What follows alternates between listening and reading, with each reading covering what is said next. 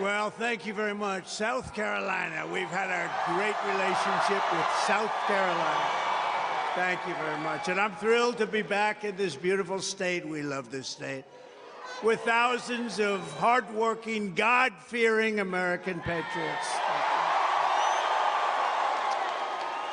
And thanks to proud citizens like you last month, we won Iowa by the largest margin in GOP history. We then went to a beautiful place, New Hampshire, with more votes. We won it with more votes than any candidate has ever gotten in the history of the New Hampshire primary. That's good. As you probably heard 2 days ago, we won everything in the Virgin Islands, a nice place, beautiful place. Would you like to go sometime? We'll all go together.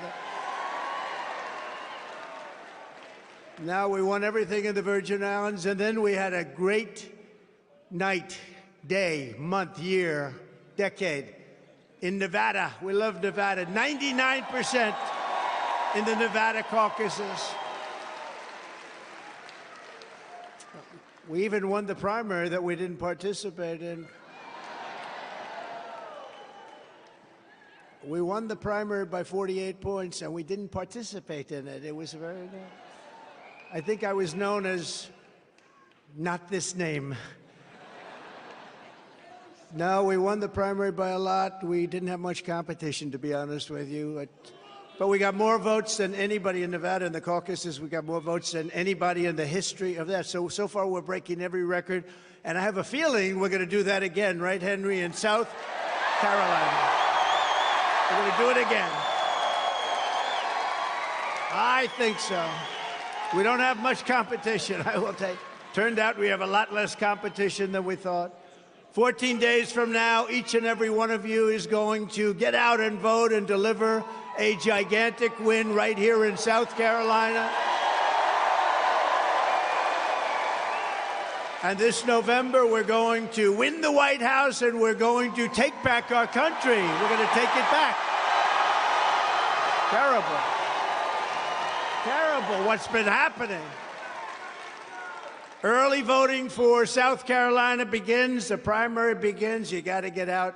We want to send a signal for November. We just want to send, we want to win this thing so big, we want to send a signal because we have to take back. They are destroying our country. This man is destroying our country. So on Monday, go vote. Early voting, go vote. Let's not forget that this week we also had another massive victory that every conservative should celebrate. We crushed crooked Joe Biden's disastrous open borders bill. Crushed it.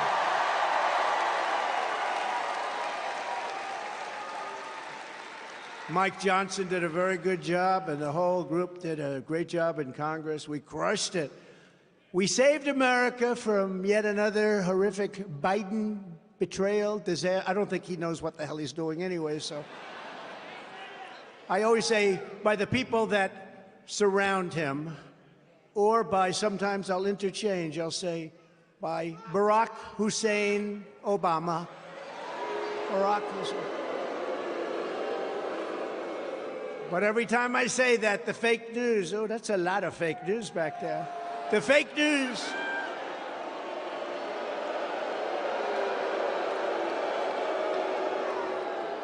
Every time I say it, anytime I want to have a little fun, Governor, we have fun sometimes, even though the country's going to hell, we have to have a little bit of fun. But every time I interchange Barack Hussein Obama, remember Rush Limbaugh? He'd go, Barack Hussein Obama. I wonder what he was getting at. But every time I do interchanging, we do a little interchanging, they say, he doesn't know who the president is. He thinks it's Barack Obama. I say, no, but I think Barack Obama has a lot to do with running the country right now, and we can't let that happen. He has a lot to do with it. The other day got caught. I do the imitation where Biden can't find his way off the stage, right? He can't find the stairs. Well, right there I got one, I have two, I got three, and I could jump off the back or off the front if we had to, right? And so I do the imitation. It's just fun. I say, this guy can't put two sentences together. He can't even find his way off the stage. And then I go, watch. I'll imitate him. And I go like this. You ever notice he always goes, He starts off good because he's pointing at the stairs. And then after that, he's like, and then he turns around.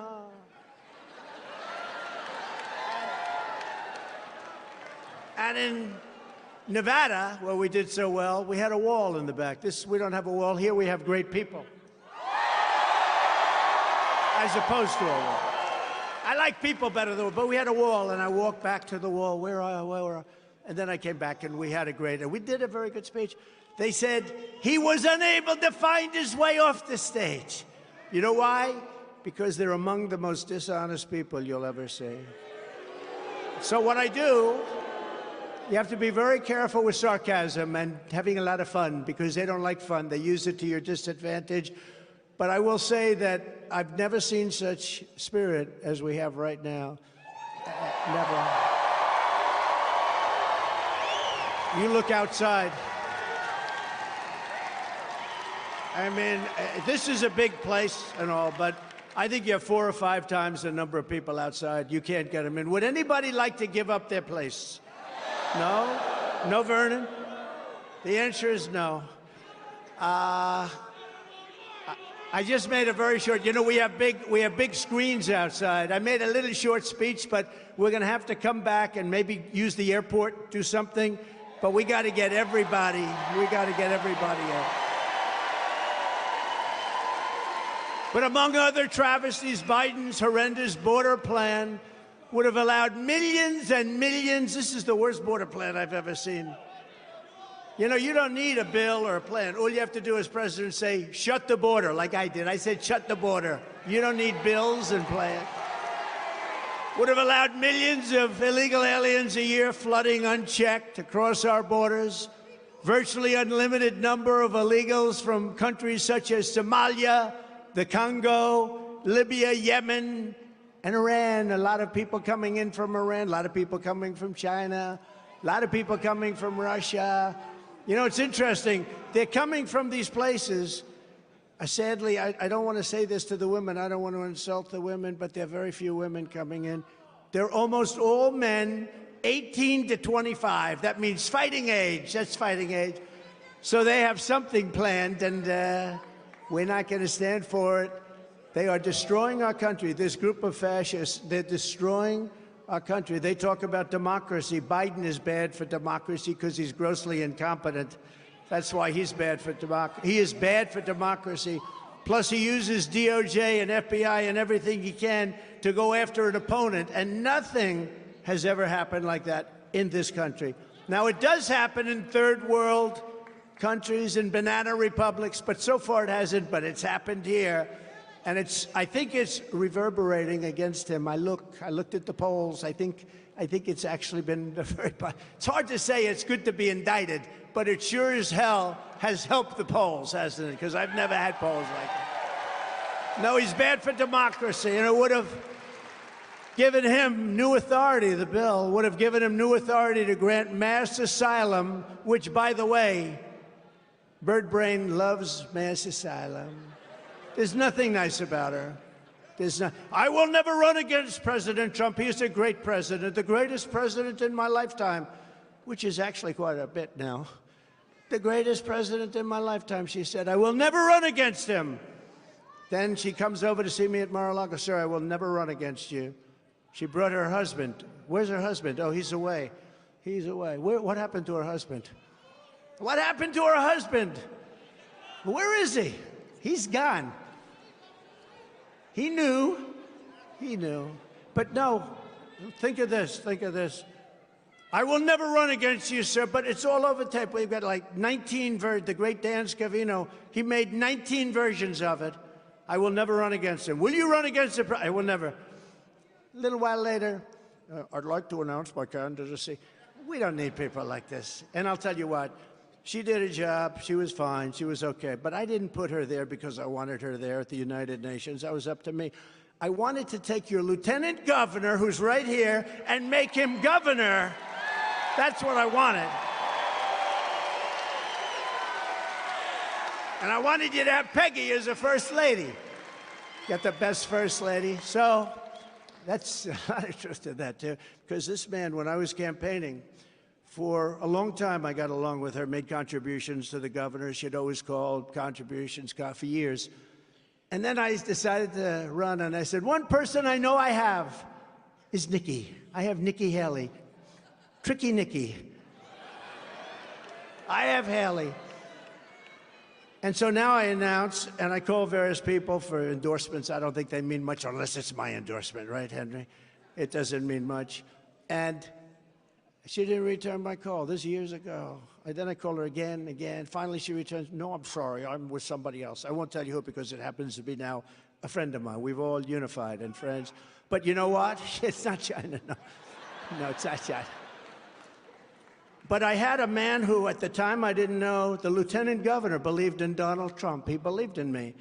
And I had the lieutenant governor, and the governor had some other candidate. And Henry, we blew that field away like nothing, right? And he and Peggy, at 6 in the morning, I said, who the hell is the guy? I said, that guy is campaigning like hell, your lieutenant governor. And I wanted him because I felt he deserved it. We won. And I'll never forget my speech. I said, I would much rather have the lieutenant governor than the governor. This is after we won. And everyone understood exactly what I meant. But he became the governor, and you're one of the most popular governors and maybe the best governor in the whole country.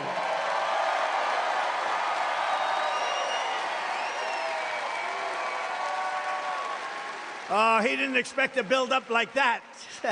He didn't think, he doesn't even care. He just wants to do his job. He's a great gentleman. That's a great couple. Thank you very much. And Peggy, thank you very much. Appreciate it. What Crooked Joe is doing to our border is a crime against this nation, but he will not get away with it. We're not going to allow these horrible offenses to take place. He'll be tried by the ballot box. You know that? He's going to be tried in, by, and for the ballot box in November. I have to say that, otherwise the fake news would say, oh, he was very threatening. Remember when Biden used to say, well, I'd like to take him behind the barn and punch him. If he ever punched me, it wouldn't last long. That's one wouldn't last. No, it's good. It wouldn't last long. 1, 2, 3 seconds. I'd go like this. That would be the end. That would be the end. I wouldn't have to be violent. No, but when he said it, the fake news said, oh, that's so cute, that's so nice. He said, he's threatening to hit the hell out of me. And they thought it was nice. Now, if I said I'd punch him in the face, he'd go down like a ton of lard. Remember that expression? Ton of lard. They'd say, he's a fascist. It's terrible what he said. You know, by the way, we have a group of a lot of women. You love North Carolina, right? Okay. We have a lot of, they followed me now. This is the 129th rally that they've attended. Could I ask them, even though it's North Carolina, it's close enough, right? We love North Carolina. Would you stand up, please? Look at these people. Look at these people. Beautiful women. You're not allowed to say that anymore, but I'll say it. You are not allowed to say beautiful women. That usually is the end of a career, but I'll say it. They're beautiful women. They're incredible women. They're smart. The only thing I don't understand, I see one husband. They're good. Their husbands are home 129 times. What the hell are they doing? What did they say? No, they're great people. Thank you very much. Thank you. Thank you very much. Appreciate it. That's support. And we were treated very well, as you know. You know Laura, she lives in North Carolina, and she named the baby with Eric, named the baby Carolina.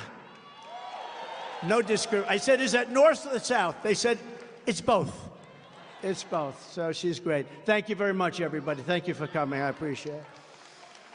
As you probably know, 2 days ago, the Biden Department of Injustice let Crooked Joe off the hook for some of his very egregious crimes, including his brazen theft of classified documents long before he was ever president. He's been doing this for 50 years. They couldn't believe it. I remember a certain senator got up and said, no way he did that, no way. But he did it. He took them when he was a senator. You can't do it. Now, in my case, I'm covered by the Presidential Records Act. I'm allowed to do what I do.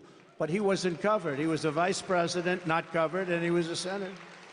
But this is yet more proof that we have a weaponized two-tier system of justice in this country. Crooked Joe got off scot-free. Now, I don't know if you call it scot-free. They said he was a mental basket case, okay, so I wouldn't say it's totally scot-free.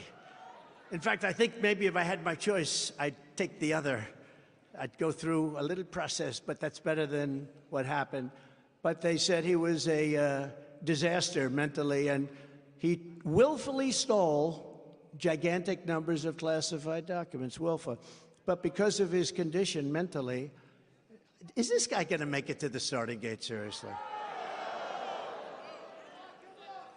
Well, it shows you the power of incumbency, doesn't it? If that happens, it's sort of an incredible thing. But I've been saying no, but you never know. Be the first time I've been wrong in a long time, right? Trump was right about everything. We called every war. We called every single problem. And we would have never had any of those problems. We wouldn't have had Israel attacked.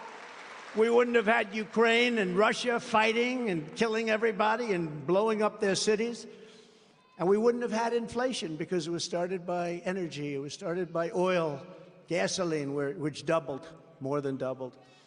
But these documents, stuffing them in his drawers, stashing them in crumpled boxes, and those boxes were heavily used. You know, when you look at those boxes, those suckers were in and out. A lot of people saw those documents. They didn't see the ones we had. We had them locked up, and we had Secret Service all the time because I was president all the time, and leaving them strewn all over the garage under his precious Corvette. You ever hear him talk about the Corvette? It's my Corvette. You can cut that garage door with the scissors. You know, flimsy is the word. You can take up scissors and just go like this. Those are the ones you buy for $139, right? The whole door, not including the motor. On top of it all, Biden aides deleted incriminating evidence after the appointment of the special counsel. So I did behave with the special. I was very nice. I knew exactly what they were doing. It was election interference. I knew it exactly. As soon as I got even a call, this was election interference. I knew that. But we worked with them. We were going to give them whatever they needed. They came over to Mar-a-Lago. It was all very nice. In fact, I even treated them to lunch. I wasn't there, but I treated them to lunch. Obviously, I should have treated them to dinner. The lunch wasn't good enough, right? But I understood. But despite all of the facts, I was actually president, and the president has tremendous powers of declassification authority, etc. We did everything right. Biden's thugs are still trying to put me in jail on fake charges for crimes that they openly admit that Crooked Joe did. He actually did these crimes. Now, I'm not looking for anything to happen to this guy. He wouldn't know the difference. I mean, I don't think he even knows the difference.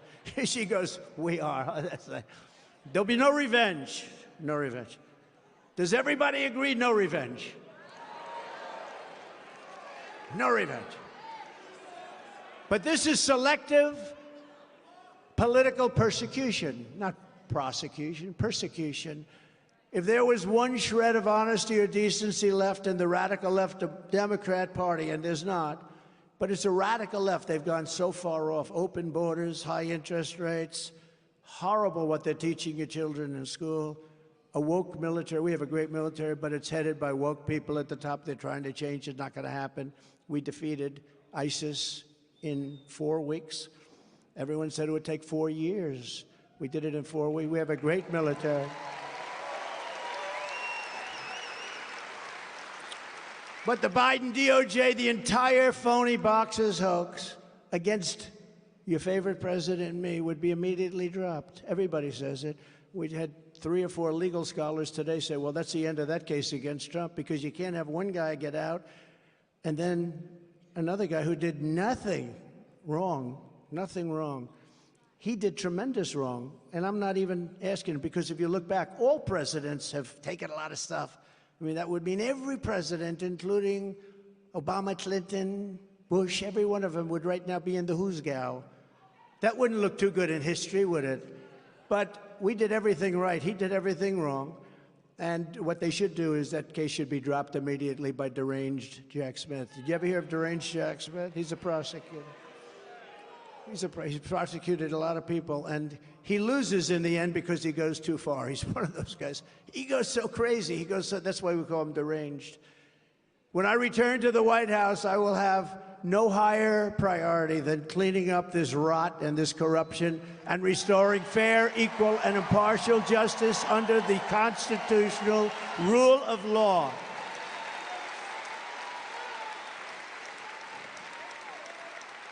The special counsel's report tries to let Biden off by claiming that he is too mentally incompetent to convict at a trial. But if Joe Biden is not fit to charge, they're not going to charge him with a crime, but it's okay for him to become commander-in-chief. Think of that one. Thank you, that one.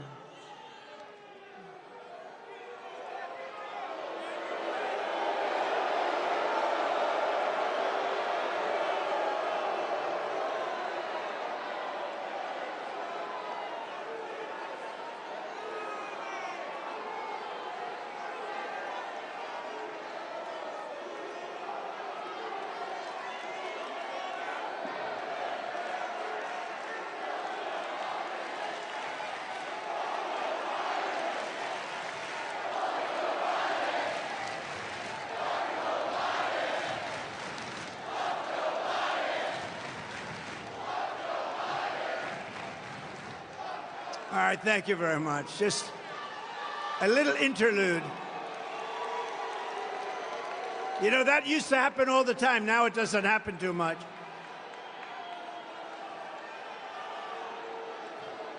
You know, I used to say to people, you go get them, you go get them. And then I got sued, so I said, what the hell? So now I say, please treat them kindly. This way I don't get sued. Please treat them kindly. They're lovely people. Go home to mom.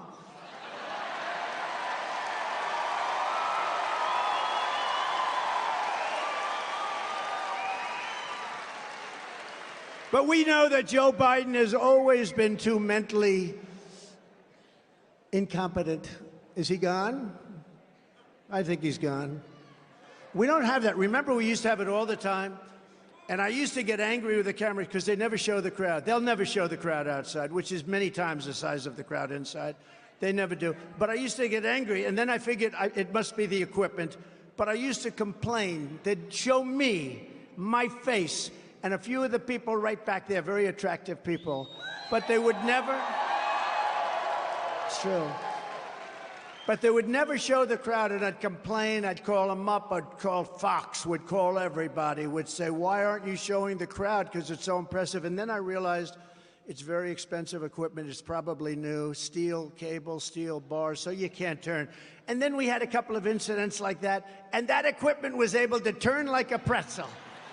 It was like over, around, down, under, they'd get chin shots, they got over the head shots. And then I realized it was just fake news. They don't like seeing crowds like this because it just happens. I mean, it's crazy. But this is far bigger than what we had. And this is 10 months out. I mean, this is far bigger than... Look, nobody had more spirit than we had in 2016 and 2020. Again, much more than 2016. Much more than 2016. Bad thing happened, bad things.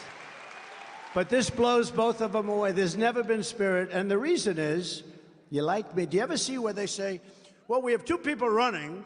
I love this, these people, we have two people running, and they're both extremely unpopular. I'm not unpopular. I'm 92% in the Republican Party. I'm not unpopular.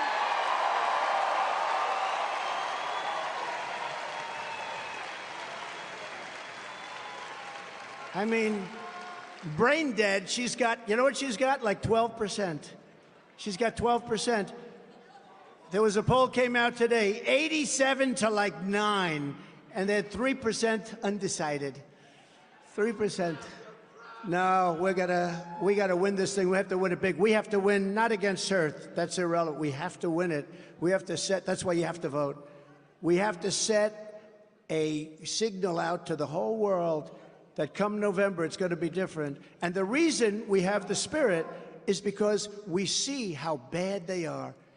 If you like me, I love you, I love you, I mean, we've never lost here. We've never lost here. We won our primaries. We won our general election. We don't lose in South Carolina. But you know, I'll tell you, we have to send out the signal that we're not playing games. In November, we're going to win. We're going to take it all back. And this is sending out the signal, just like in Iowa, just like in New Hampshire, just like the Virgin Islands. You know, they said, oh, she worked hard on the Virgin Islands. You know what she got? Nothing. The real problem facing our country is not Joe Biden's decline. The real problem is that Joe Biden is causing America's decline. He's causing it. Who the hell would allow people to pour into our country? Who would allow this to happen? We built 561 miles of wall. We were ready to put up another 200, way over what I projected and said. We were going to put up another 200. Everything was done. It was all made. Fantastic people. Tom Homan, you know Tom Homan, the great Tom Homan? I think he's here someplace. Brandon Judd from Border Patrol. The people from ICE are represented. ICE, how about ICE? They walk into a pack of the toughest gangs. They just walk in. You don't see anything happening except fists are flying. And then 2 minutes later, you see them walk out carrying real thugs, dangerous people, people that kill young girls walking to school. They knife them. They use a knife, not a gun, because it's more painful. These are real bad people. And the job that ICE does, we took out thousands and thousands of MS-13, the toughest gang, right, Lieutenant Governor? The toughest gang in the world. We took out thousands of them. And ICE did it. ICE is very incredible, brave patriots, really, and they don't get treated with respect, just like our great police officers. They do not get treated with the kind of respect that they should get. In everything he does, crooked Joe Biden puts illegal aliens first. He puts Ukraine first. He puts China first. Well, he has to put China first. He gets paid off by China. The guy gets millions of dollars. He gets millions of dollars. Why the hell wouldn't he put him first? He's actually afraid because they'll reveal, because they know how much he really got. You know, Congress has done a good job, but it's many times, if they find that, it's a little bit like the border.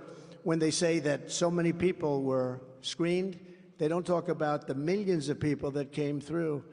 They come through the border, millions of people, and nobody knows what's going on. What's happening there is so bad. But when you look at it, he puts all of these countries first. He puts Hamas first. He puts Hezbollah first. He puts the environmental maniacs first. And I'm all for the environment. Nobody is more for it than me. But they're trying to destroy our country. You know, China is now building a coal plant a week, and we're not building anything. We're not building anything.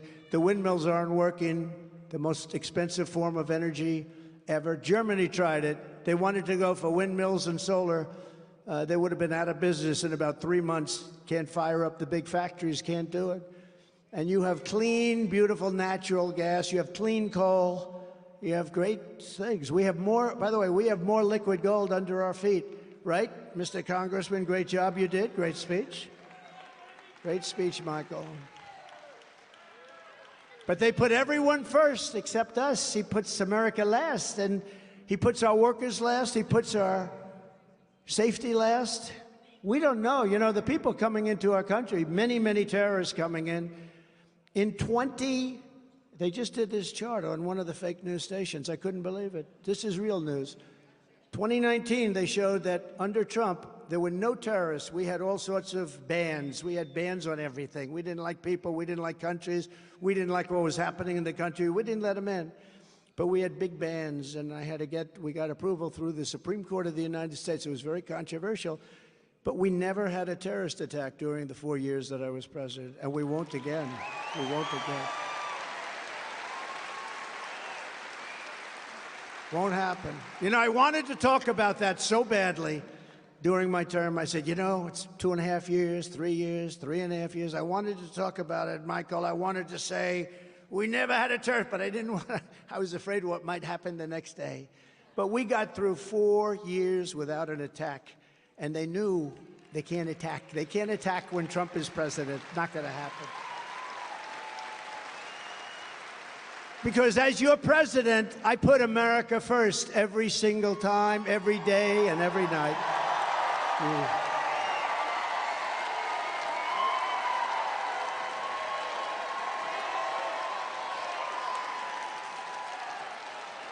But before we can defeat crooked Joe Biden this November, we first turn, and we have to, the page forever on America Last.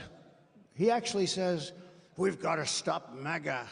Do you ever see him? Like, how about the scene where he had like the devil's colors behind him, right? And he's up there. Now, fortunately, he was stuttering badly, and he just, and this is not from any problem other than the brain's not working too well. We got to put America, we got to make America great again. Oh, is that what it means? Because he doesn't know. If you asked him, what does MAGA stand for, he would not be able to tell you. And I've called for cognitive tests. I actually think anybody running for president should have tests. I think, and I pass them every time. Dr. Ronnie Jackson gave me the first one. Anybody running for president. I don't think Nikki would pass the test, I really don't. But anybody running for president, regardless of age, I think they should pass the test. Vice president, certain positions, they say it's not constitutional. I'd be willing to waive it. Let's waive that. But I think they should. Haley is the candidate of globalists and warmongers who want to spend trillions and trillions of dollars on endless wars. She's always in favor of fighting wars.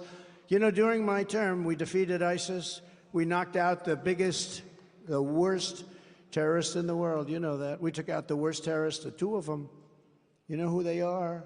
Took them out. Don't have to mention the names. Everyone knows who they are. Soleimani, you know that, right?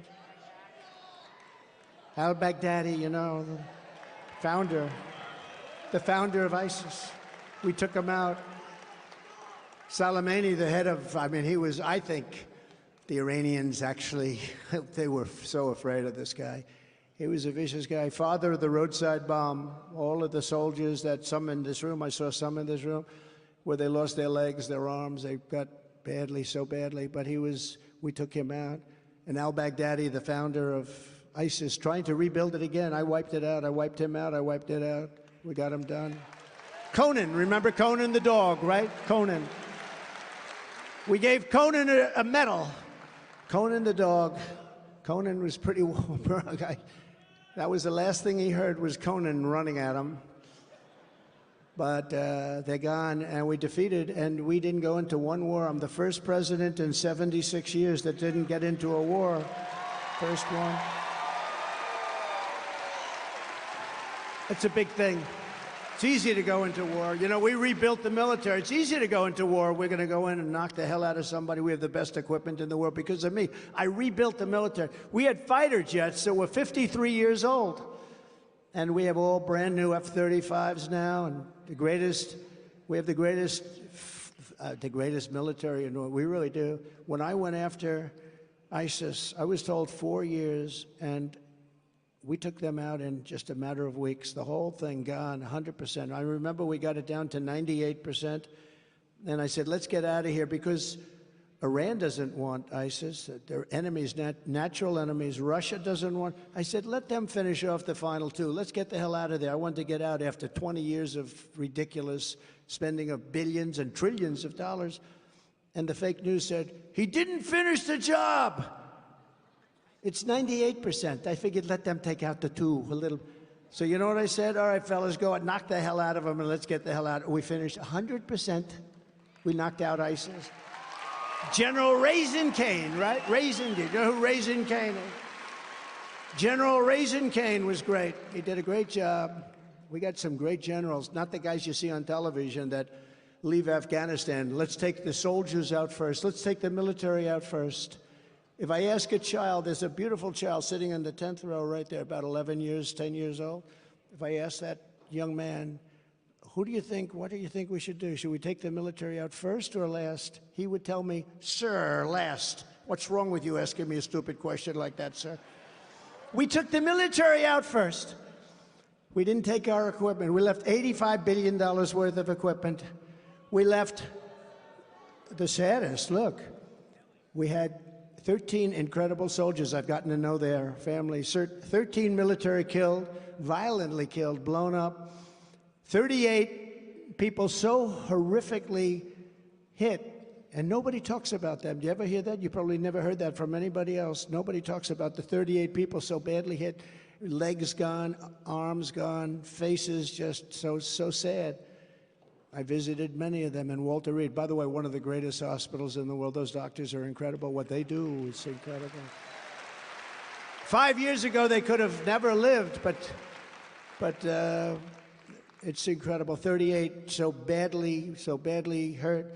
And we left a lot of hostages. We left a lot of Americans there. We got out with the planes. Remember the planes? He said, it'll never be another Vietnam with the helicopters. This made Vietnam look like it was a picnic. It was terrible. People falling off the planes. Remember that scene of the planes leaving, and they had many people sitting on the wings of the planes and the wheels of the planes, and they were falling off at 3,000 feet. That's 3 times the height of the Empire State Building. They were falling off the planes. There was never a scene like that, and there's never been an embarrassment like that in the history of our country. We've never been so embarrassed, and that's why Putin, I believe, because I know Putin very well, very smart, very sharp. They hate when I say that, you know. They say, oh, you called him President Xi of China. I say, very smart man. They ask me, is he smart? I said, well, let's go a step above that. Let's say he's a brilliant guy. The press goes, he called President Xi brilliant. Well, here's a guy controls 1.4 billion people with an iron fist. Yeah, I'd say he's smart, but he respected this country. We didn't play games, and we took out billions, hundreds of billions of dollars out of China. No president has ever taken out 10 cents out of China. We take out hundreds of billions of dollars.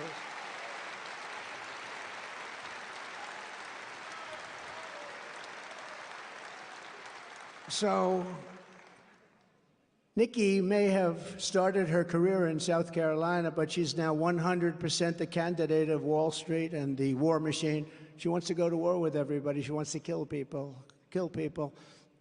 Countries that don't want us there. Countries that don't want us there. We're all over the place. We took a lot of it out. They don't want us. They cost us billions and billions and trillions of dollars. And I just put a truth out. Is everybody, I hope, on truth? It's the greatest. David, you're on truth? I just put it out. They want to give like almost $100 billion to a few countries. $100 billion. And I said, and I'm telling you this is breaking news. We have breaking news. I said, why do we do this?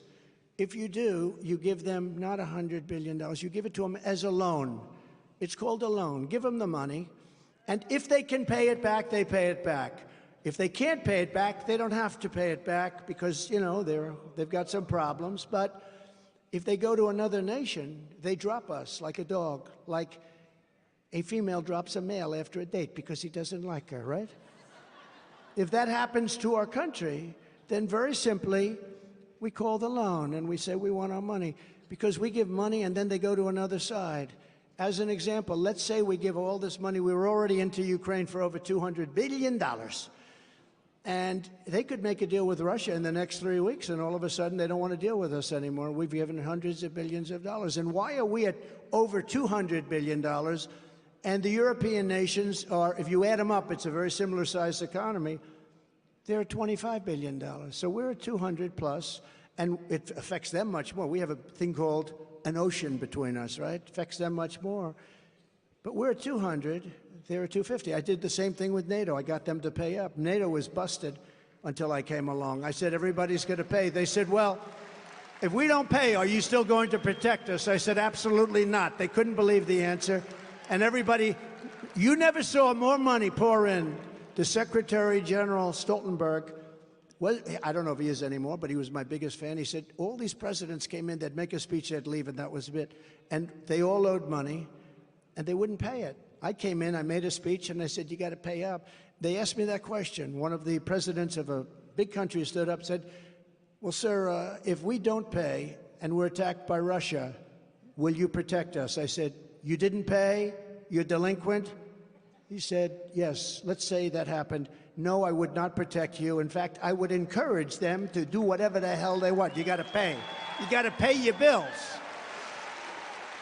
And the money came flowing in. And Henry would know this. If I said, yes, I will, you don't have to pay. Yes, I will. Most politicians have said to that, yes, we will protect you under any circumstance. Well, then they're never paying up.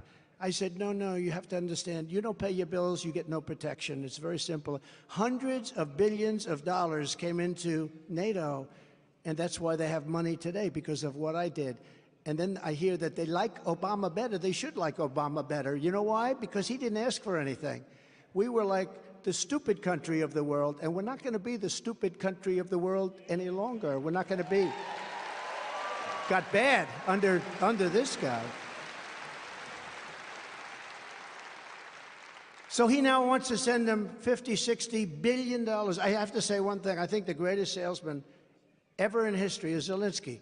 And I like Zelensky because during the hoax of, the impeachment hoax, they said I made a threatening phone call to him. And when they asked him, he said, no, it wasn't threatening. It was a very nice call. He could have played to the bandwagon. He didn't do that. He told the truth. So I like Zelensky, but that war's got to end. We can make a deal on that war. One of the things we're going to do is we're going to get that war ended. That war is a disaster.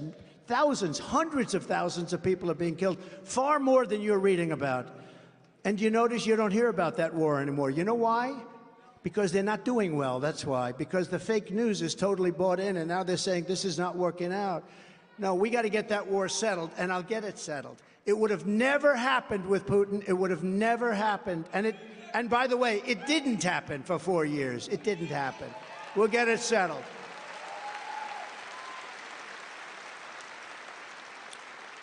But we're fighting for the people of our country. We're going to stop that war. We're going to stop other wars that are happening. And when you think of what took place in Israel just a short while ago, it would have never happened. Even the Democrats were on television the other day. Deface the Nation. Did you ever watch the show Deface? Ladies and gentlemen, it's Donald Trump on Deface the Nation. No, I think it was Deface the Nation. They're all sort of the same, all very radical and crazy. But they were saying that, now, one thing I will admit, if Trump were president, you wouldn't have had Israel attacked, you wouldn't have had Ukraine attacked, and you wouldn't have had inflation. Other than that, but we're going to drain the swamp. We started off, we fired Comey, that fraud. We got rid of that guy and got rid of a lot of others. And then we had COVID came in, and we had the greatest economy in history, even for 4 years. The greatest economy, but just prior to COVID, we had to fix that. Nobody knew what it was. You know, I get great credit for economy. I get great credit for the military, get great credit for foreign policy. Viktor Orban, did you ever hear of him? Prime Minister of Hungary. Great guy. He was interviewed recently, and they said, what's going on? The whole world is blowing up. He said, I have a simple solution. Let the United States of America elect quickly Donald Trump. It will all end very fast. You're not going to have any more problems. He said, you're not going to have any problems. He's one of the toughest guys, a smart guy, great guy, loves his country. But he said, and I don't use this term, but he used this term, China was afraid of Donald Trump. Russia was afraid. Remember when I stopped their pipeline, Nord Stream 2, I stopped it. I said, it's over. We're not going to do it. You're not going to have a pipeline going all through Europe. And I stopped it.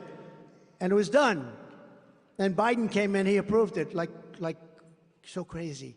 We were going to be selling, because we were going to drill, baby, drill, and we were going to be selling oil and natural gas and everything else to Europe and all over the world. But these foolish people, these stupid, stupid people, what they've allowed to happen to our country. And the reason that we're all doing so well, and you're respected too. By the way, Make America, MAGA is very respected now. You see Jamie Dimon, the head of one of the great banks, one of the big banks, the other day he was saying, well, no, we have to respect MAGA. We have to respect. You better believe they have to respect MAGA. And MAGA, I think, is 90% of the Republican. They like to say, well, Trump has a solid 35% of... No. It's not 35. We have 90, 95. He's lifting off. That's a front row Joe. Stand up, Joe. Front row Joes. Look at these people. Whoa. Whoa.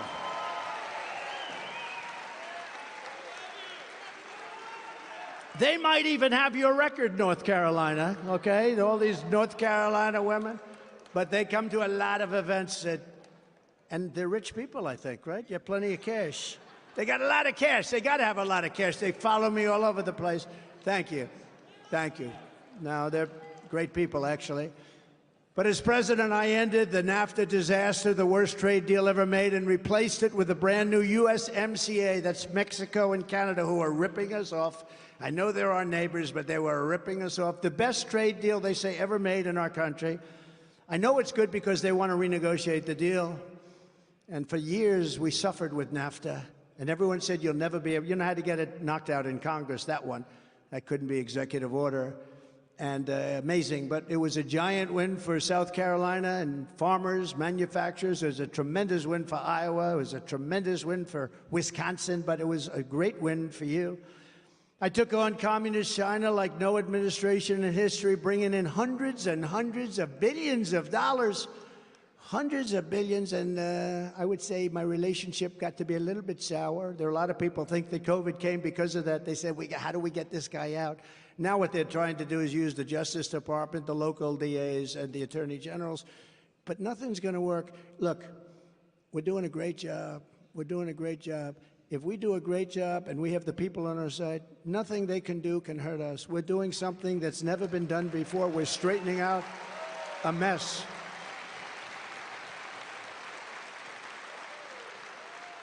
Then I gave, out of China, I gave our farmers $28 billion right out of those tariffs that China was paying, right out of the tariffs from China. Manufacturers, too. Remember, the night I won the Iowa caucuses, the Chinese stock market took a tremendous nosedive. Some people would say a little bit of a mini crash. I won Iowa by the record that we talked about. And the market dropped. Then the next week, I won New Hampshire. The market went way down. The China market, what does that tell you? That tells you that you don't have to say anything. And I'm not looking to hurt them, but they have to treat us fairly. We're not looking to hurt China. We'll have a good relationship with China, I hope. But they respected us. They didn't want those tariffs. You know, for the first year, they pretended like the tariffs didn't bother them. I made it 25%, then I made it 35%. And they kept saying, it doesn't matter. It doesn't matter. We don't care about the tariffs. We're China. I said, I can't believe it. They don't care. It's a lot of money, but that's okay. Then I made it 45. Then I got a call from the top man, President Xi, who you have to respect for strong. Can you imagine him dealing with Biden? Biden walks in, he falls asleep. They said, get this guy out of here. He won't know. He won't know where he was. But I got a call from the top guy. He said, please stop the tariffs. You're killing us. I said, okay. But they're great negotiators. I mean, they are great much better than the people we have negotiating. We have these guys go over there begging. They're like beggars. But they knew that Crooked Joe and Nikki Haley are very good for China. They're China people. They're into China. Donald J. Trump is good for the United States of America. That's what I'm good for.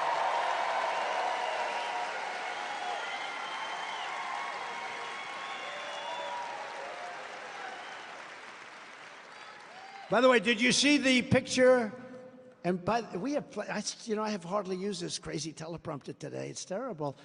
We have enough time for this, right? Yes? Do we have enough time? Should we give you, David, should we give you Club for Growth? Club for Growth. David, stand up, please. He's now with us 100%. He's with us 100%. Thank you. Thank you. Good to have you, man.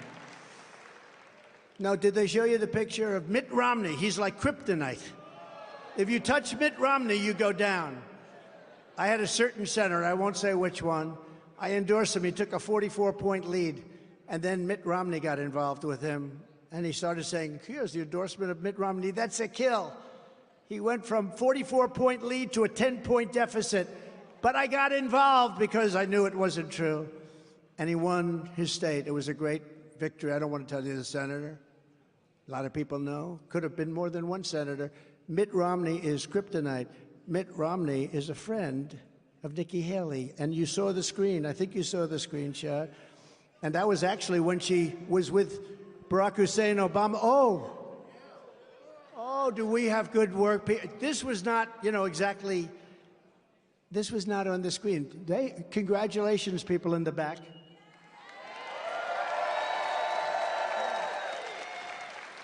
And Obama also. She actually dropped Romney for a little while for Obama. But this is where, you know, one thing with a politician, Henry knows this better than anybody, when they come out with an idea, they change for elections. A certain person was running and he was totally against a certain agricultural product. All of a sudden, just before the election, he came out and he said, I love it, I love it, I love it. But you know that they're going back to where they came from, right, Henry? They always come back where they came from. Her policies are horrible. Her policies on Social Security, she wants to raise the age by 10 years, okay?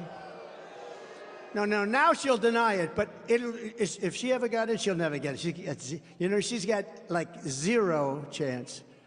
Zero chance. But you know what? If she ever did, she would go back, because they always go back to what they originally thought. But it's no wonder Joe Biden and his thugs are so desperate to stop us. They know that we are the only ones who can stop them. We're the only ones. That's why they are weaponizing law enforcement for the high-level purpose of election interference, which is illegal, what they're doing, too, by the way. They love to talk about democracy, but they're the ones who are weaponizing the DOJ, the FBI, our election systems, local DAs. I got DAs. If I fly over a Democrat state, if I fly over what's called the blue state in my plane, I get a subpoena the next day. Please report to a grand jury. Right, Vernon? I get a subpoena. I had more subpoenas than anybody probably in history. I think I had, between Congress and every Democrat DA, I think I had more. I always say, I said, I got indicted more than Alphonse Capone. Do you ever hear of Alphonse? A very nice gentleman, Scarface. Al Capone, the greatest of them all, the greatest mobster of them all. Trump got indicted more. Can you imagine? And it all took place within a matter of minutes.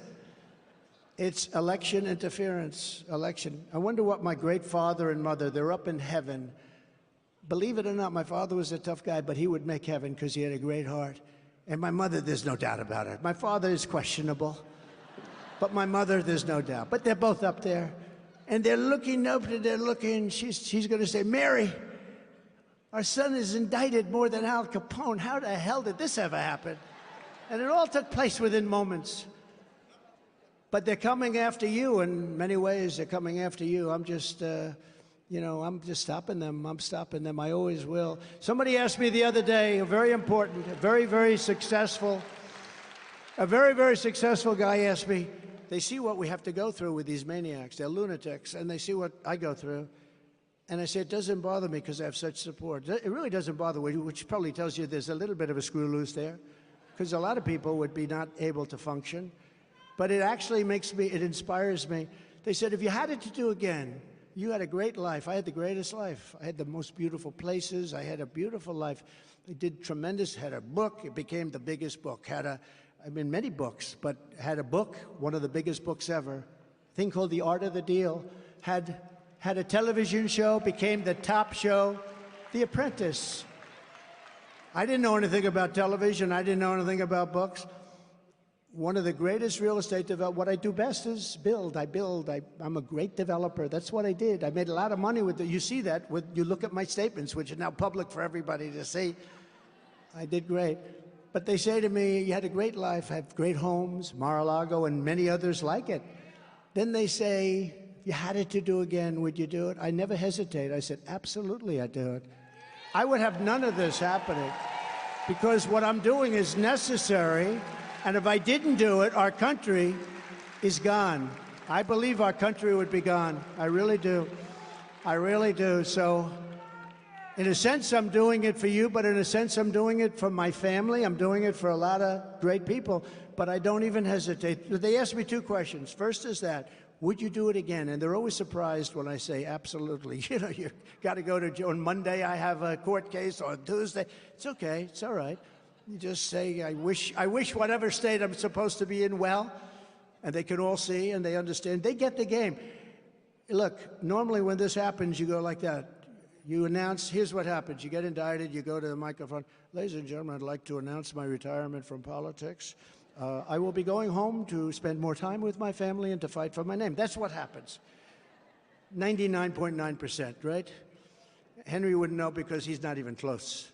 Okay, Henry would not know that, but that's what happens. You see, we've seen it many times, Henry, right? Politicians They always announce they're going to fight for their name and they're going to go back home to their family, which they should have been home there a long time ago, right? That's what they do with me. They indict me. I explain what it's about. Total bullshit, all cases, right? And my poll numbers go up. My poll numbers go up. How do you figure that? But Joe Biden and the fascists that control him are a true threat to democracy. You know, he's controlled by fascists and bad people. All of this persecution is only happening because we're leading so big in the polls. If I wasn't running right now, or if I was in 5th place, or if I was like Haley, like 70 points down, I wouldn't be under indictment. I wouldn't have any problems right now. In the latest Morning Consult poll, highly respected, we're at 80% in the Republican primary, and we're dominating Crooked Joe in the general election by numbers that nobody's ever seen before. In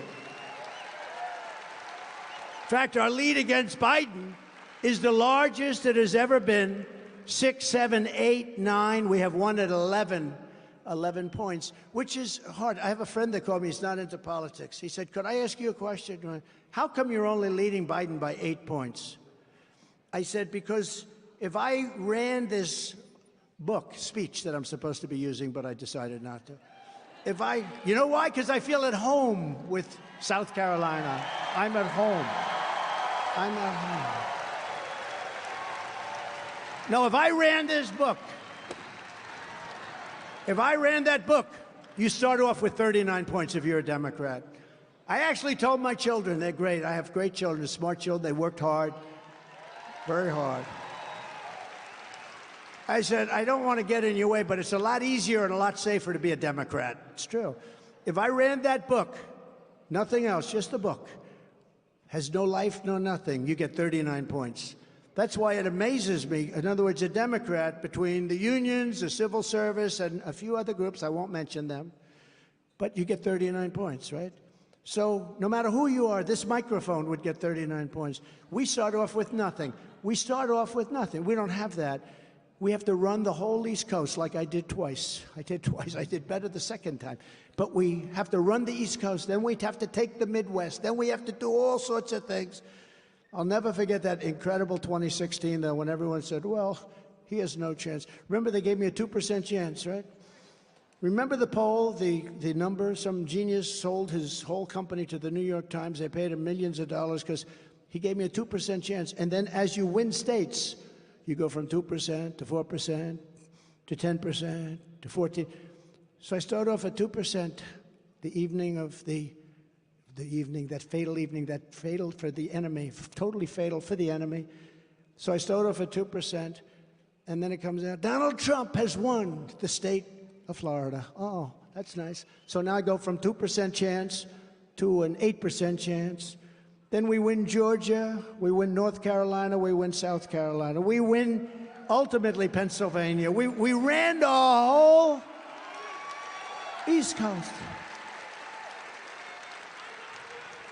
And you remember that lunatic with the glasses? She had a lot of hair, the glasses, and she was screaming. She's become a famous woman. So we go from 2% to 6% to 12% to 14%. Now they're starting to get a little bit nervous. And then they said, well, North Carolina is a firewall. Donald Trump has won the state of North Carolina. They said that, and we won North Carolina. Don't worry, South Carolina, we won that one easy. But they had North Carolina, your neighbor. North Carolina is a firewall. He won't be able to get through North Carolina. We won that one. And now they're starting to get worried. So now we're at a 30% chance. Then we won a couple of others. Then we won Wisconsin. That was a big one. And now we're at 40% chance. So we went from 2 to 40. And these people are going crazy. It was one of the most incredible evenings in history. They wouldn't call Pennsylvania, even though I was leading by so much with so many votes in that if I would have gotten no more votes, I would have won. I said, why aren't they calling it? They were probably trying to build up the ballot count because they thought, but ultimately it wasn't necessary. But then ultimately, late at night, I won the great state, look, Pennsylvania was a very special place. The Commonwealth of Pennsylvania. Never call it a state. I'm glad I corrected myself. You know, if you don't correct these people, they have a field day. Even when you do correct, they'll put it in, oh, did he say state? They don't have the correction. I never correct because I hate to admit I'm wrong. It's the Commonwealth of Pennsylvania, David. So we win the Commonwealth of Pennsylvania, great Commonwealth, where I went to school. And a lot of things happened, and that was one of the most exciting evenings anyone's ever had. We had a great time.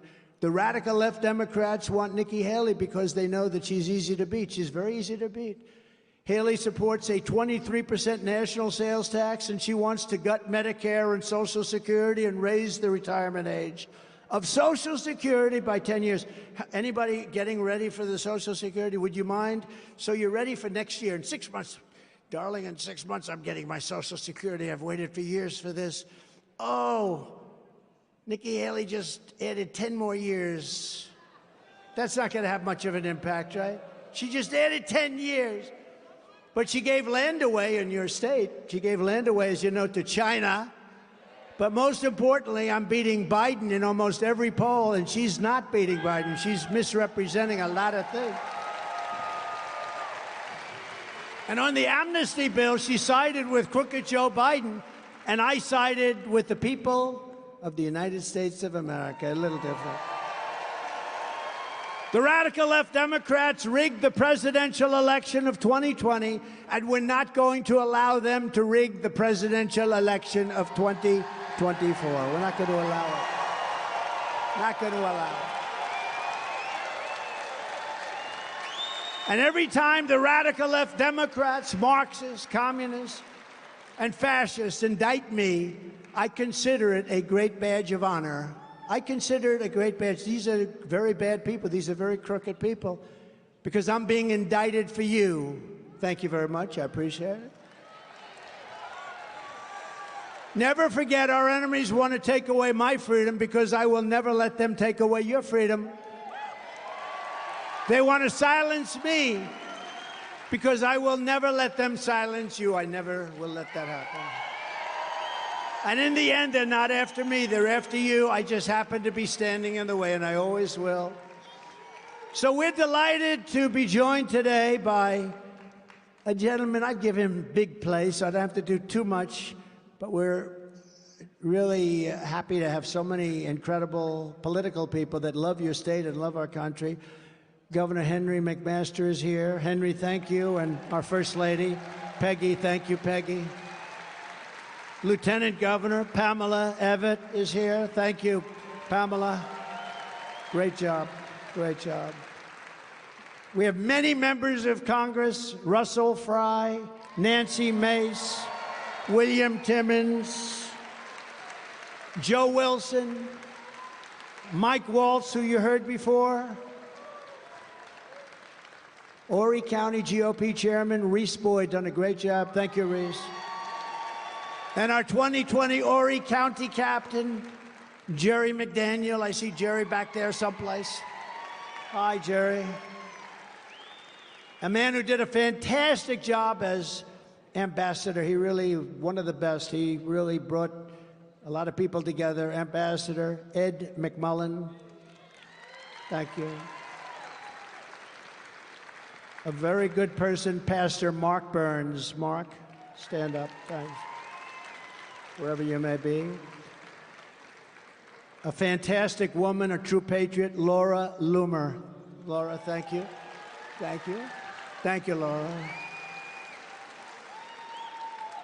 A man who's on our side. He's committed to us, and he really does get it. And politically, he's as savvy as anybody there is. David McIntosh. David, thank you very much. And the next congressman from North Carolina's 6th District. I have to go to this one because he's a friend of my son, Don. And my son says he's such an incredible guy. He suffered a terrible tragedy. His brother very recently died from an overdose of fentanyl. Unknowing, and it's been devastating to him. But the 6th District, North Carolina, Addison McDowell. He's here someplace. Addison, thank you. Thank you. We're with you. He has my complete and total endorsement, okay? So go get him. Go get him. And your brother's looking down, and he's very proud of you right now. So thank you very much.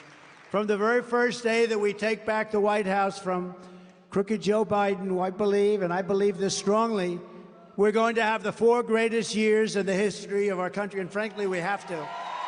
We have to. We have no choice because we're so far behind.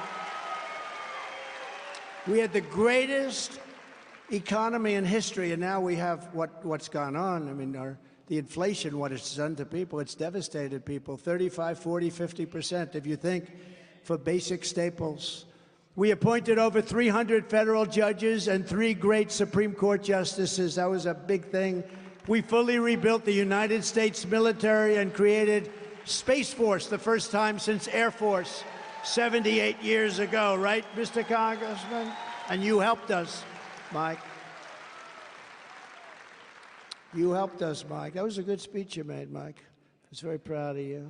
I didn't know his wife had more time than you, though, and that's pretty impressive. Stand up, please. She had more time. She's great. That's very good. We passed a thing called Right to Try. You know what that is? That was a big deal. They've been trying to do it for 70 years. It's not as easy as it sounds, but this is where we have the greatest doctors and lab technicians and labs in the world for medical purposes and for other purposes, too. And we have drugs and space-age things and bio that nobody in the world has, but we're not allowed to use them because the FDA said they may be dangerous. I said, wait a minute, may be dangerous. People are terminally ill. They're not going to be dangerous. These people have to take them. And I was able to work a deal and get it passed. Oh, are you? Oh, thank you. Wow. That's good. We've saved thousands of lives. Thank you very much. You're okay now. Wow. And I never met that woman in my life. I know what happens. They'll say, she was a shill. They put her in. That's great. That's great. Many, many people, thousands and thousands of people have been saved. And we gave them the right to try. We gave them the right. They were going to Asia. They were going to Europe. They were going all over the world. And if they had no money, they were just going home and dying. Most of them had no money. They go home and die. But we gave them a license. And it was very tough because the doctors didn't want it, because they didn't want it on the records. The drug companies hated the idea because they didn't want to take somebody that was very severely ill, terminally ill, and if the drug doesn't work, they're going to have to report it. So we made the insurance companies hated it, and the country hated it because the country ends up being sued all the time. So they have to sign what's called a release. And we released the country from liability. They released the drug companies from liability. And the drug companies didn't have to report when somebody is that ill. They had a separate list. And this was such a success, Right to Try. And thousands of people are living now who would be dead. And some are living without a problem, where they're literally healthy people. They don't even have to go back. I'm so proud of you. That's so great. Wow, that's really nice. Thank you very much. That is so nice that you do that. Thank you very much. And for our great veterans, we passed VA accountability and VA choice. Now, accountability is we fired 9,000 people from the Veterans Administration, the hospitals. They were sadists. They were thieves. They would beat up our soldiers when our soldiers weren't in prime time. They couldn't have done it in prime time. They would have gotten their ass kicked. But they did. They were sadists. They were actually, who would think this? And you couldn't, because of civil service laws, you couldn't do anything about it. They would steal. In Arizona, we had somebody stole $400,000 and they couldn't fire the person. They caught them stealing $400,000 and you couldn't fire them because of the laws. Well, we got accountability done. And we got something that was even better, VA choice. We had choice. If you couldn't see your doctor within 24 hours, you go to a private doctor outside, we pay the bill. We saved thousands of lives, thousands and thousands of lives. And we had the most, thank you. That was so great. You know, it's interesting, when I did that, I came up with that idea at a meeting. I had a meeting with a lot of generals, and they were saying how bad it was in the Veterans Administration because people would have to wait 3, 4, 5 months to see a doctor. You're pointing, right? 3, 4, 5 months. Sometimes they'd never get to see a doctor. And I said, I have an idea. If you don't see a doctor within the first few days, you go out and you get a private doctor. I thought I was so brilliant. I said, this is a great idea. They've had that idea for 50 years. They couldn't get it passed, right, Mike? They couldn't get it passed. But we got it passed with the help of those people right there and plenty of others. Russell helped in a little bit later stage. Russell is so great.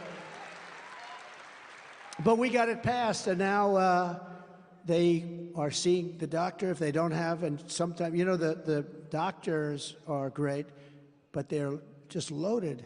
And what happens is we send those people out, we pay that, we have deals worked out with many doctors all over, and they come back, and we're saving thousands of lives by doing that. I mean, some people go in, they're not very sick, and after waiting for 4 or 5 months without seeing a doctor, they become terminally ill for something that could have been done with a simple procedure, even a simple pill. They become terminally ill waiting. That's happened many, many times, thousands of times. And I'm very proud of Right to Try, because everyone said you couldn't get it approved. It would almost be impossible. I had to go through Congress, so we appreciate the congressman, and David, your help too. We appreciate the people in the room. A lot of these people worked very hard on that one, especially. And we had the most secure border in the history of our country. 3 years ago, we had the most secure border in the history of our country. We ended catch and release in our country. We had catch and release, but it was in Mexico. We released them in Mexico. We built tremendous hundreds of miles of the wall. We got Mexico to give us, free of charge, 28,000 soldiers right on our border. And we created the strongest border that we've ever had. We got rid of so many things, and for medical reasons, if you were sick, you couldn't come into our country. You know all about that.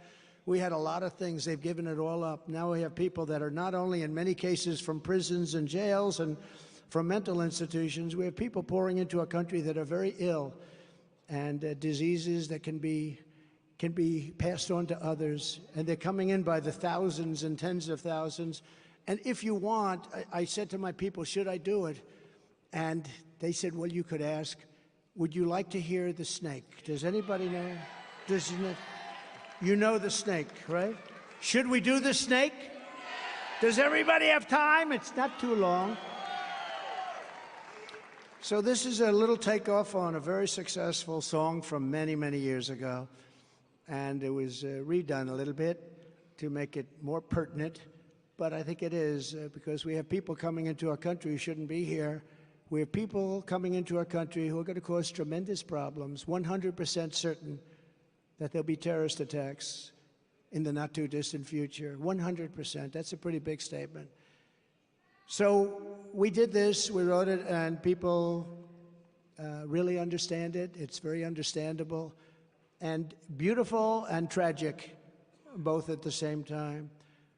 On her way to work one morning, down the path along the lake, a tender-hearted woman saw a poor, half-frozen snake. Her pretty-colored skin had been all frosted with the dew. Poor thing, she said, I'll take you in, and I'll take care of you. Take me in, O tender woman, take me in, for heaven's sake. Take me in, O tender woman, cried the vicious snake. She wrapped him up all cozy in a comforter of silk and laid him by the fireside with some honey and some milk. She turned away from him and looked him in the eye. She said she finally had arrived, and now she could be happy taking care of this magnificent creature. Take me in, O tender woman, take me in, for heaven's sake. Take me in, O tender woman, cried the vicious snake. She clutched him to her bosom. You're so beautiful, she cried, but if I hadn't brought you in by now, you surely would have died. She stroked his pretty skin again and kissed him and held him tight. But instead of saying, thank you, ma'am, the snake gave her a vicious bite. Take me in, O tender woman, take me in, for heaven's sake. Take me in, O tender woman, cried the vicious snake. I saved you, cried the woman, and you've bitten me, but why? You know your bite is poisonous, and now I'm going to die. Shut up. Silly woman, said the reptile with a grin. You knew damn well I was a snake before you took me in. That's what's happening on our border. We're allowing people to pour in. We're allowing people to pour into our country. They shouldn't be allowed to pour into our country. They're going to cause tremendous problems. And again, mental institutions, they're coming in from everywhere. And it's a very sad thing. This is not going to turn out well. And the biggest problem I have, even with the election, is 10 months is a long time. 10 months is a long time. These people have done such damage to our country. I would oftentimes say in speeches that if you took the 5 worst presidents, I then changed it to the 10 worst presidents. If you took the 10 worst presidents in the history of our country and added them together, they wouldn't have done the damage that Biden has done to our country. It's true. It's true. This border problem is a big problem. This is big. This is big stuff. On day one, I will terminate every open border policy of the Biden administration, and we will begin the largest domestic deportation operation in American history. We have no choice.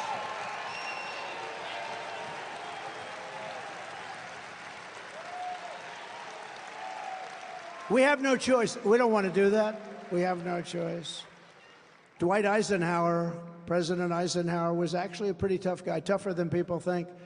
And he did it years ago. We will restore law and order. I will direct a completely overhauled DOJ to investigate every radical, out-of-control prosecutor in America for their illegal, racist, and reverse enforcement of the law.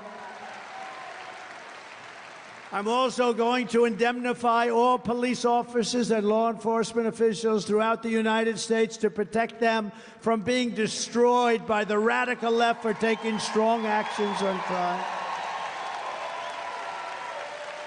We're going to rebuild our cities into beacons of hope. Our cities are falling apart, run in all cases by Democrats. The crime in our cities, they go in and take away department stores, hundreds of people walking in, thugs, walking out with television sets, walking out with everything. And we're gonna take care of that very quickly. We're gonna take care of it. We're gonna take care of it. We will take over the horribly run capital of our nation in Washington, D.C., and clean up, renovate, and rebuild our capital so that it is no longer a nightmare of murder and crime. People killed. Every week, people are killed walking into what? They come from Nebraska. They come from South Carolina. They come from places all over the country. They go to see our beautiful Washington, D.C., and they end up with a bullet in their head. We're not going to have it. I lost a great gentleman who worked in the administration last week. You probably heard. It was a car hijacking. They didn't just hijack the car. They looked at him and they shot him, and then they took the car. These people are people we're going to deal with very tough. We're going to deal with them very tough. We're not going to be protecting the criminal. We're going to protect the people that the criminals are killing. They're killing people in our country. And we're going to have a capital that you're going to be proud of. And unlike Nikki Haley, I will always defend Medicare and Social Security for our seniors, always, always. On day one, I will sign a new executive order to cut federal funding for any school pushing critical race theory, transgender insanity, and inappropriate racial, sexual, or political content onto the lives of our children. And I will not give one penny to any school that has a vaccine mandate or a mask mandate.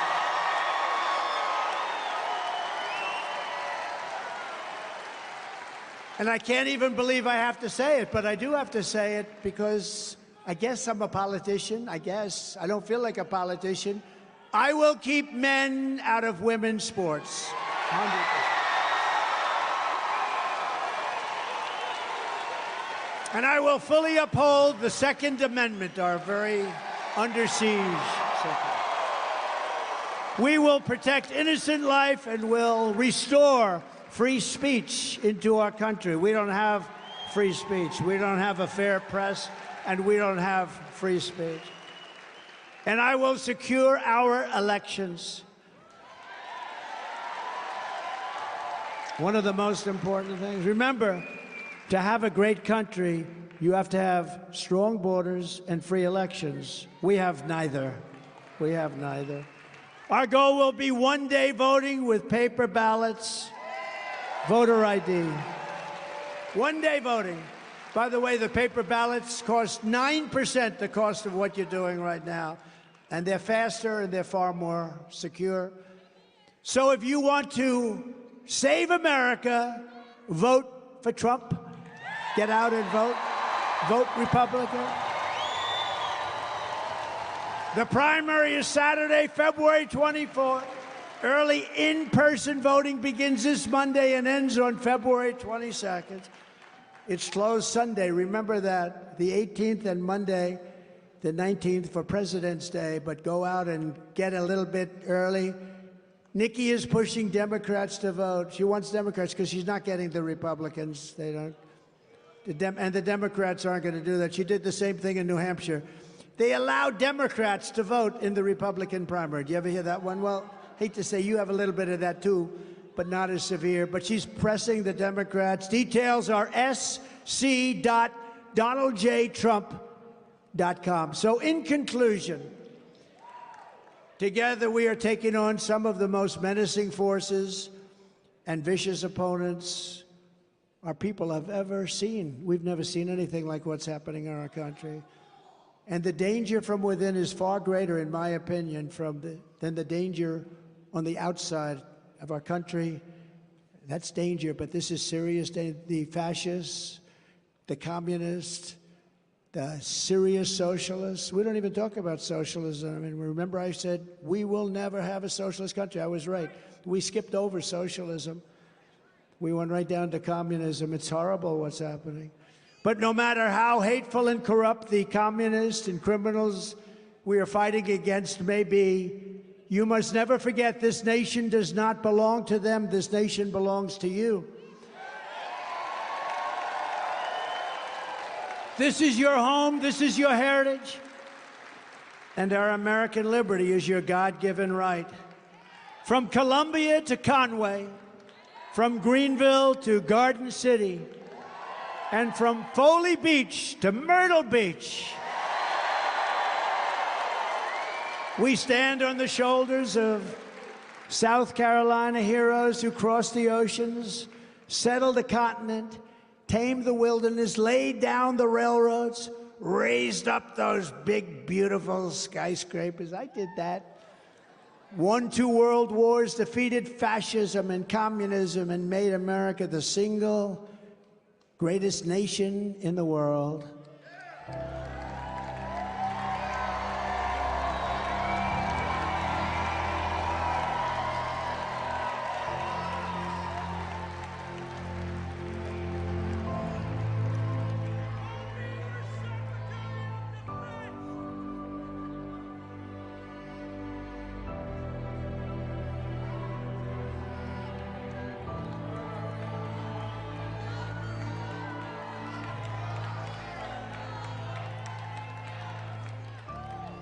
But now, we are a nation in decline. We are a failing nation. We are a nation that has the highest inflation in 50 years, where banks are collapsing and interest rates are skyrocketing. Likewise, we are a nation where energy costs have reached the highest levels in our history, where we are no longer energy independent or energy dominant as we were just a few short years ago. We are a nation that is begging Venezuela and others for oil. Please, please, please help us, Joe Biden says. Yet we have more liquid gold under our feet than any other country anywhere in the world. We are a nation that just recently heard that Saudi Arabia and Russia will be reducing their oil production while at the same time substantially increasing the price. And we met that threat by announcing that we will no longer be drilling for oil in large areas of Alaska or elsewhere on our land. We are a nation that is considered by the radical left's Green New Deal. Yet everyone knows that the Green New Deal is fake. It is the Green New Scam. It's the Green New Scam, and it will lead to our destruction. We are a nation whose leaders are demanding all electric cars, despite the fact that they don't go far, they cost too much, and whose batteries are produced in China with materials only available in China, when an unlimited amount of gasoline is available inexpensively in the United States, but not available in China. And now we are a nation that wants to make our revered and very powerful, magnificent army tanks, considered the best in the world, all electric, so that despite the fact that they are also not able to go far, fewer pollutants will be released into the air as we blast our way through enemy territory in an environmentally friendly way. And they also want to make our fighter jets with a green stamp of energy savings, though losing 15% efficiency, but allowing us to keep our enemy's atmosphere clean of emissions as we viciously and unceremoniously attack them at levels they've never seen before. Who are these people that would do this to us? Who are these people who would ruin our country? We are a nation that ended oil exploration and production in the United States of America just as the price of oil reached an all-time high. What other country would do such a foolish and self-destructive thing? We can be energy independent, and we can even be energy dominant. And yes, quickly says that President Trump is saying you will be energy dominant very soon. We are a nation that surrendered in Afghanistan, leaving dead soldiers, American citizens, and $85 billion worth of the finest military equipment anywhere in the world, and also abandoning Bagram, one of the biggest military bases anywhere in the world, and only 1 hour away from where China makes its nuclear weapons. And we are a nation that allowed Russia and Ukraine to fight, killing hundreds of thousands of people, and it will only get worse. It would never have happened with me as your president, and for 4 straight years, it didn't happen. Likewise, the horrifying attack on Israel would never have happened. They wouldn't even have thought of doing such a horrible thing if President Trump was in the Oval Office. Iran was broke under Trump and the Trump administration. They didn't have the money to fund Hamas and Hezbollah and all of the other instruments of terror. They had no money at all. But those sanctions were lifted by the corrupt Biden administration. And now Iran is a rich country with $200 billion and another $6 billion for hostages. Think of it, $6 billion for 5 hostages and $10 billion for electricity for Iraq. All compliments of the incompetent Biden administration. And China, with Taiwan, is watching, and they're next. We're a nation that allows radical left terrorists to violently attack our cities, leaving behind massive destruction and death, and nothing happens to the criminals that do these terrible, terrible things. There is no punishment, but when people who love our country protest on January 6th in Washington, D.C., they become hostages for many years, unfairly imprisoned for long periods of time. We're a third world nation that has weaponized its law enforcement against the opposing political party like never before. Nothing like this has ever happened in our nation. We've got a Federal Bureau of Investigation that won't allow bad election-changing facts to be presented to the public, and which offers $1 million to a writer of fiction about Donald Trump to lie and say it was fact, where Hunter Biden's laptop from hell was Russian disinformation.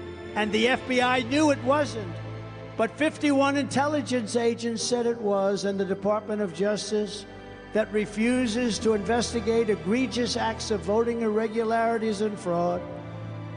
And we have a man who is totally corrupt and the worst president in the history of our country, who is cognitively impaired, in no condition to lead, and is now in charge of dealing with Russia and possible nuclear war, which would be World War III and far more devastating than any of the previous world wars because of the power of weaponry like no one has ever seen before.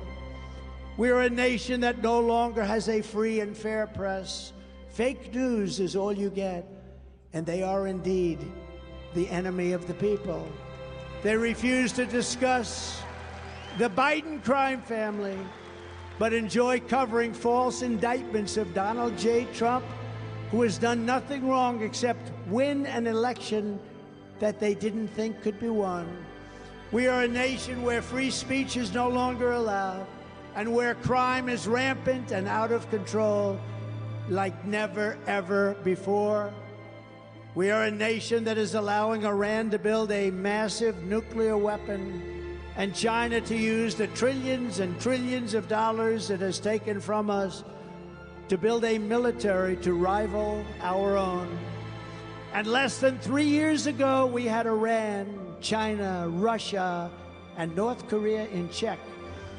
They respected us. They were afraid of us. They weren't going to do a thing against us, and everyone knows it. Now Russia and China are holding summits to carve up the world. And perhaps most importantly, we are a nation that is no longer admired, respected, or listened to on the world stage. We are a nation that in many ways has become a joke. We are a nation that is hostile to liberty, freedom, faith, and even God. We are a nation whose economy is collapsing into a cesspool of ruin, whose supply chain is broken, whose stores are not stocked, whose deliveries are not coming, and whose educational system is ranked at the very bottom of every single list.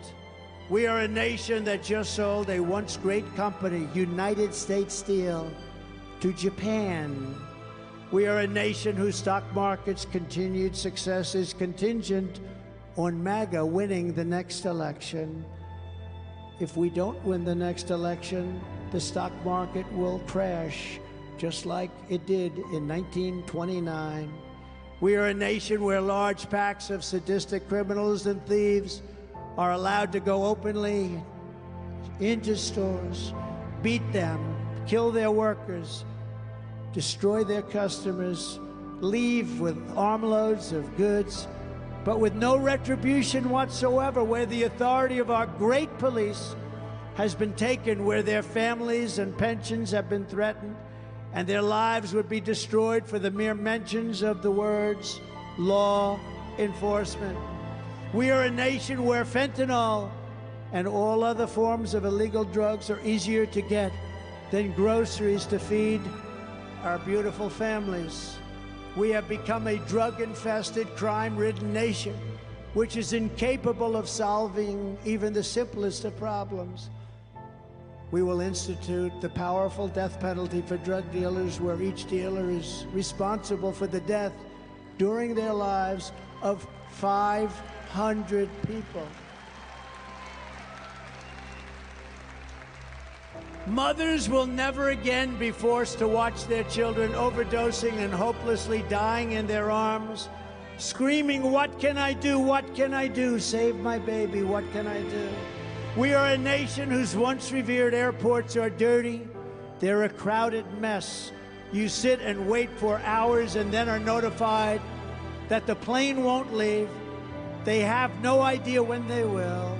Where ticket prices have tripled. They don't have the pilots to fly the planes. They don't have qualified air traffic controllers. And they just don't know what the hell they are doing. We are a nation that screens its citizens viciously at all ports. But if you are an illegal alien, you're allowed to flow through our borders by the millions and millions and millions, no matter where you came from, including prisons and mental institutions. We are a nation that has lost its confidence, its willpower, and has lost its strength. We are a nation that has lost its way, but we are not going to allow this horror to continue. 3 years ago, we were a great nation, and we will soon be a great nation again.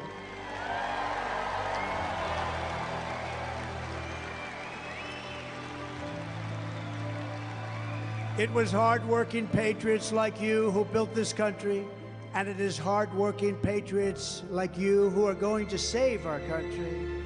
We will fight for America like no one has ever fought before.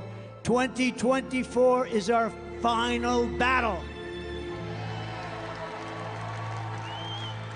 With you at my side, we will demolish the deep state. We will expel the warmongers from our government. We will drive out the globalists. We will cast out the communists, Marxists, and fascists. And we will throw off the sick political class that hates our country.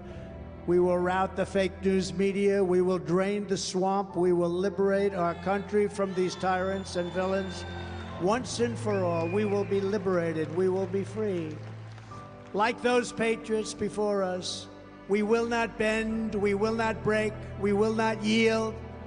We will never give in. We will never give up. We will never, ever back down. With your support, we will go on to victory, the likes of which no one has ever seen before. We will evict crooked Joe Biden from the White House, and we will take back our country on November 5th, 2024.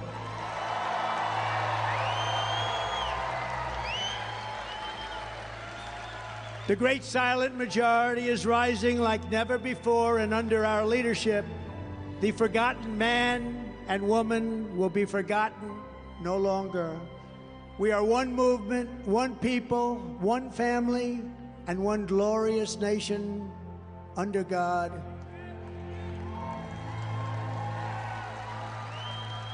And together, we will make America powerful again. We will make America wealthy again. We will make America strong again. We will make America proud again. We will make America safe again. And we will make America great again. Thank you very much. Thank you very much.